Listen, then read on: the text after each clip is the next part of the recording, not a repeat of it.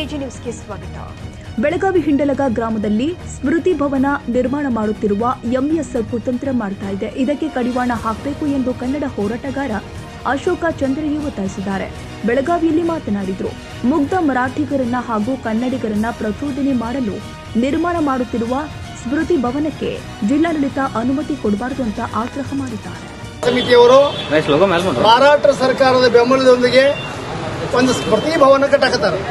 ಸ್ಮೃತಿ ಭವನ ಅಂದ್ರೆ 1986ರ ಸೀಮಾ ಲಡಾಯಿ ಗಡಿ ಚಳವಳಿ ಕಾಲಕ್ಕೆ ದೊಡ್ಡ ಪ್ರಮಾಣದ ಹಿಂಸಾಚಾರ ನಡೀತು. ಮಹಾರಾಷ್ಟ್ರದಿಂದ ಸಾವಿರಾರು ಶಿವಸೈನಿಕರು ಬಂದರು. ಬೆಳಗಾವಿ ತುಂಬ ಕನ್ನಡ ಶಾಲೆ ಪತ್ರಿಕಾಲಯದಲ್ಲಿ ಬೆಂಕಿ ಹಚ್ಚಿದ್ರು. ಪೊಲೀಸರು ಸುಡು ಪ್ರಯತ್ನ ಮಾಡಿದರು. ಬೆಳಗಾವಿಗೆ ನೀರು ಪೂರೈಸುವಂತ ಕೊಳವೆಗಳನ್ನು ಒಡೆದ್ರು. ಅದರ ವಿಷಪ್ರಾಶನ ಮಾಡುವಂತ ಕೆಲಸಗಳಿಗೆ ಕೈ ಹಾಕಿದ್ರು. ಈ ಸಂದರ್ಭದಲ್ಲಿ ಹಿಂಡಲಗ ಪಂಪಿಂಗ್ ಸ್ಟೇಷನ್ ಬೆಂಕಿ ಹಚ್ಚವರು ಸುಟ್ಟರು. ಸುಡು ಕಾಲಕನ ಅಂದಿನ ಎಸ್ಪಿ ಆಗಿದ್ದಂತ ಕೆ ನಾರಾಯಣ ಸಾಹೇಬರು ಆ ಗೋಳಿಬಾರಕ್ಕೆ ಆದೇಶ ಮಾಡಿದಾಗ 9 ಮಂದಿ ಸತ್ರು.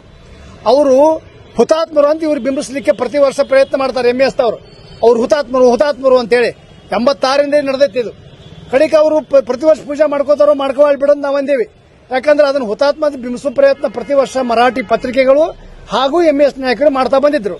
ಈಗ ಅವರು ಏನ್ ಕೈ ಹಾಕಿರು ಅಂದ್ರೆ ಅಲ್ಲೊಂದು ಸ್ಮೃತಿ ಭವನ ಕಟ್ಟಿ ಅವ ಹಿಂಸಾಚಾರದ ಸತ್ತವ್ರನ್ನೆಲ್ಲ ಫೋಟೋ ಹಾಕೋದು, ಅವರೊಂದು ಸಾಕ್ಷಿ ಚಿತ್ರ ನಿರ್ಮಾಣ ಮಾಡೋದು, ಅದನ್ನು ತೋರಿಸುವಂತ ಅದನ್ನು ಕರ್ನಾಟಕ ವಿರೋಧಿ ಬೆಳಗಾವಿ ಜಿಲ್ಲಾಡಳಿತ ವಿರೋಧಿ ಕೇಂದ್ರವನ್ನಾಗಿ ಮಾಡೋದು. ಅದನ್ನ ಅವರು ಮರಾಠಿಗರನ್ನು ಪ್ರಚೋದನೆ ಮಾಡಿ ತಮ್ಮ ಗಡಿ ವಿವಾದವನ್ನು ಜೀವಂತ ಇಡುವ ಪ್ರಯತ್ನ.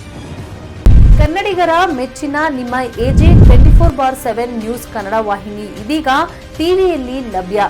ವೇಳೆ ನೋಟಿಸ್ ಕೊಟ್ಟಿದ್ರೆ ವಾಪಸ್ ತಗೋತೀವಿ. ಇವತ್ತು ವಕ್ಫ್ ಪ್ರಾಪರ್ಟಿ ಅಂತೇಳಿ ಬರ್ತದೆ ಅಂತ ಹೇಳಿದ್ರೆ ರೈತರು ಬೀದಿಗೆ ಬದಲು ಏನ್ ಮಾಡ್ಬೇಕಾಗತ್ತೆ? ಯಾರು ವೋಟ್ ಹಾಕಿಲ್ಲ ಅಂದ್ರೆ ಗ್ಯಾರಂಟಿನೆಲ್ಲ ಸ್ಟಾಪ್ ಮಾಡ್ಬಿಡ್ತೀವಿ.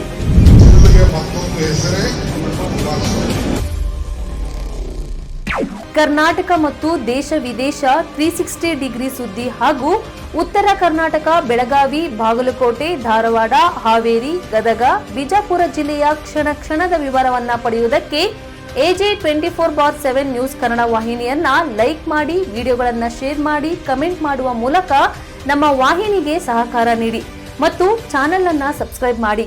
ಧನ್ಯವಾದಗಳು.